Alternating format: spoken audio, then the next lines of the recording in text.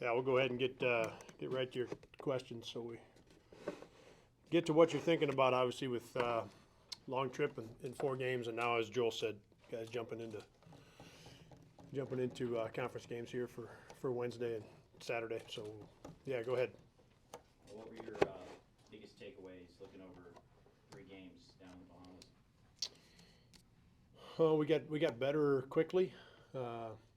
And the way that we played against South Florida, we learned a lot in that first half. Our offense really hurt us when they went on their, what ended up being, I think, an 18-0 run. After we'd gotten off to a really good start, offensively, we didn't make great decisions. Got pretty quick with our possessions. Tried to get things back in a hurry instead of working with each other and having some offensive possessions that could have really helped us at both ends. Right? So learned a lot in that one. Had a good first half with North Carolina, I think, as everybody saw. But I felt like the growth really happened, after that. Texas Tech, we played good basketball for 32 minutes, and we didn't play poorly in that stretch of 4 or 5 minutes. From about 9.5 down to 5.5 is when the game ended up being decided. And we had some good possessions on offense, had the ball in some good places, didn't get any points out of it, but that impacted the way we defended. And we made some defensive mistakes. We missed two possessions. Blockouts were really teed up for us. No different than what we do in practice with the shell drill, where you put the guys in the exact spots. Like we had 2 possessions where it was right there for us to block out, get a rebound, and so just going back and looking at it, the not getting some points really impacted the way we defended. And then played our best game against Stanford. So felt like we got better each time we played, and some of that getting better happened really fast. Feel like we come out of there with playing as well as we've played all year, and now it's back to work here. Bowen's shot isn't falling quite as well as maybe people are accustomed to. Is that injury related? Is it maybe teams are running at him as your returning leading scorer? What's going into maybe his struggles shooting wise? Yeah, I would say probably a combination of 2 things you mentioned. For sure, the first one, in terms of the rhythm of being able to practice every day. He's had a little bit of a different fall that way, and it hasn't been anything serious, right? It's just been a little bit where maybe it's kind of a week to 10 days where we're taking care of something and making sure we get to 100%. And then he was good for a couple weeks, and then right before we left, I know I talked about it, right? He was out 5-6 days, with 2 different things. So I think that's played a part in it. And then he's still getting the best the other team has to offer, right? They still know what he is capable of. He's already proven himself to be one of the best scorers. One of the best scorers, one of the most dynamic guards we feel like in the country. Like we've seen it from him enough. So even though he hasn't shot it great in the 6 games we've played, if we're getting ready to play Northern Iowa, they still know who he is, right? They still know what he's capable of. So, not the same rhythm just because he's been banged up a little bit this fall, and he's still getting the best that the other team's got to offer. So, I thought his best game at both ends, Ethan, was on Friday against Stanford, the last one we played. So, feel like he's really trending in the right direction. Your lineup combinations are quite different, I thought, against Stanford than in any other game so far this season. How much that may have been due to matchups? I know they were playing like 2-point guards at one time, versus some stuff you wanted to try, whether it was predetermined or on the fly. Yeah, it was just not predetermined. The way the game was going, and there was I think some foul trouble later in the first half that, and looked out there and they had the 2-point guards out there, and felt like that was a really good opportunity to put RJ back in there. I think RJ was the one on the bench. I think Bowen was in, but to put RJ in with him, they have not played to your question, Cole. RJ and Bowen have not played very much together at the same time. So, yeah, again, seeing their two point guards out there helped make that decision. Also, again, I feel like Bowen played better each time we played, and the Stanford game just had a little more of that quick burst and a little more of that speed, a little more aggressive offensively. All the things that we've been talking about, and that he'll be right back where he's accustomed to being, I think, real soon. And then RJ's played well. Would be the other piece of that. Just feel like he played well, really in each of the games, right? And sometimes in some of the games, his opportunities in terms of minutes, it differed quite a bit for him. But felt like each time he played good basketball. So easy to put him back in there. Outside of those two, was there any other combinations on the floor that, as you saw play out organically, whether it was right then and there or watching film where you kind of made a note and you're like, I'd probably like to see more of those two together? The thing that we did like is felt like Trey, Bowen, and Nate is a good group, a good combination to start the basketball game for us. The ball handling, the passing, the shooting. I know I touched on it. I know we weren't together when we made the change, but touched on it. Maybe you saw some of what I had said, but really like that combination. Trey played good basketball, but I feel like the three of them together, that felt really good. Right? And then knowing you got a guy like Mike coming off that bench, what Mike's capable of doing, both ends. He can go in. He can guard. He can guard the other team's best perimeter player, and felt like he played his best. Felt like those were some of his best minutes as well. So we did like that shift in the starting lineup and in the rotation. Felt like that went well. What does it tell you about a guy like Trey Campbell, who probably, like you said, had one of his worst games as a Panther against North Texas, to where this last weekend it seemed like he played his best game each game in the Bahamas? What does that tell you about him? Yeah, I think last year I remember just talking about Trey, and he is he's a really good player. He just goes about it in a pretty quiet manner. Like and that's by nature that's who that's more of who he is when he's competing. And again, just watching him play all the sports and do all the things he did, he keeps it pretty close to the vest when he's competing. But also know him well enough that he's highly motivated to do well.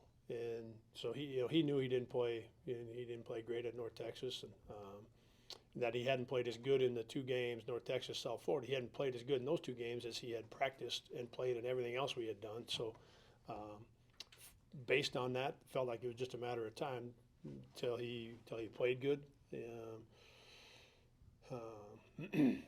But I've always felt that about Trey. I just think he's a really, really good player, and we've pushed him to play at.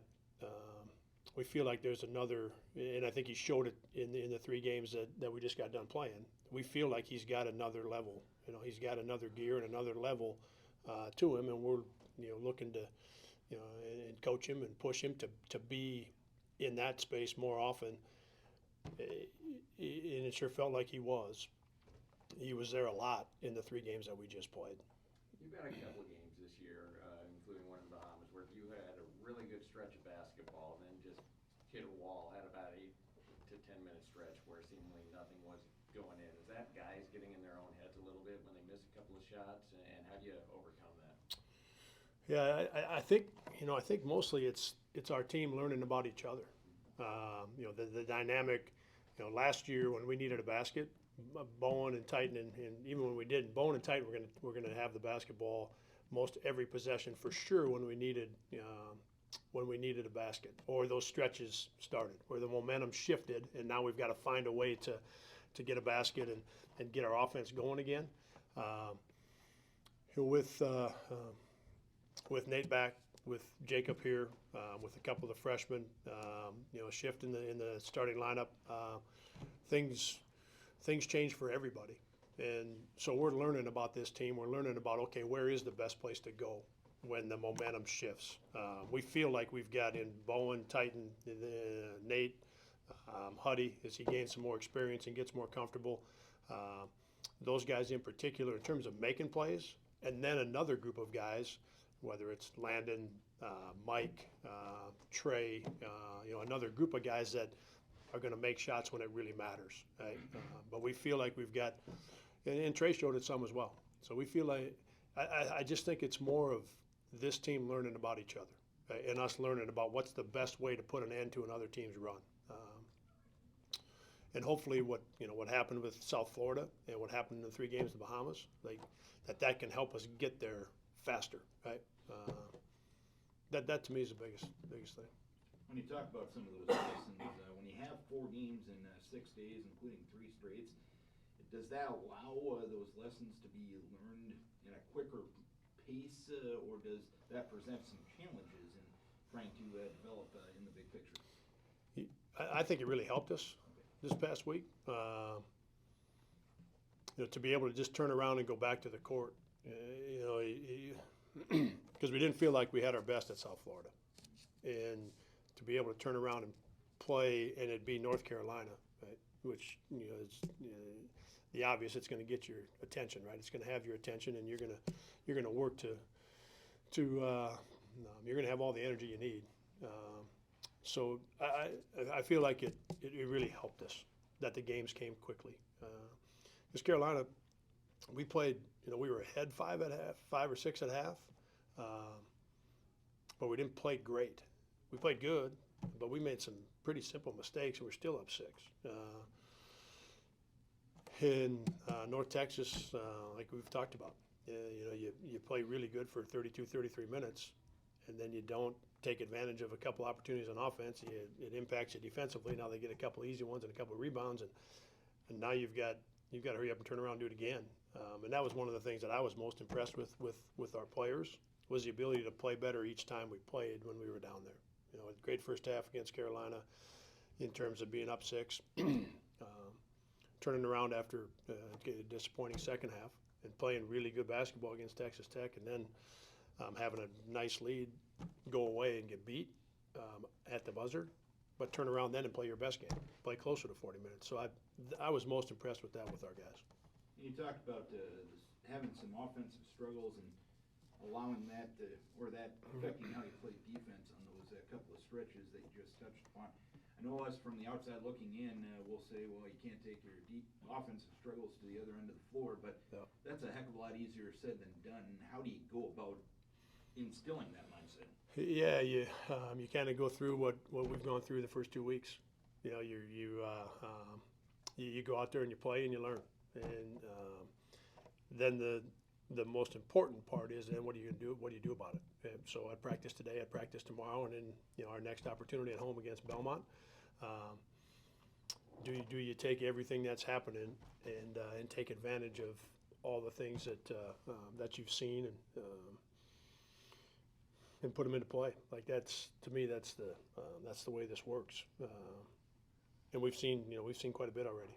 So now it's how do we approach today's practice, and because we come out of there, like I think I've said it, we come out of there playing our the best we've played this year, a little bit of momentum, but now what do we do with it today at practice? Like I think these guys, I think they feel like we come out of there in a good place, but you got to do something with it, and that's what today will be about. Looking at Belmont, obviously they bring talent back. Tyson's back. Gillespie was the guy that gave you guys a heck of a game in here last year. So as you evaluate them, what's going to be key? Yeah, those the two guys you mentioned with Tyson and Gillespie, and a couple of the other returners, and Davidson was really good for him last year.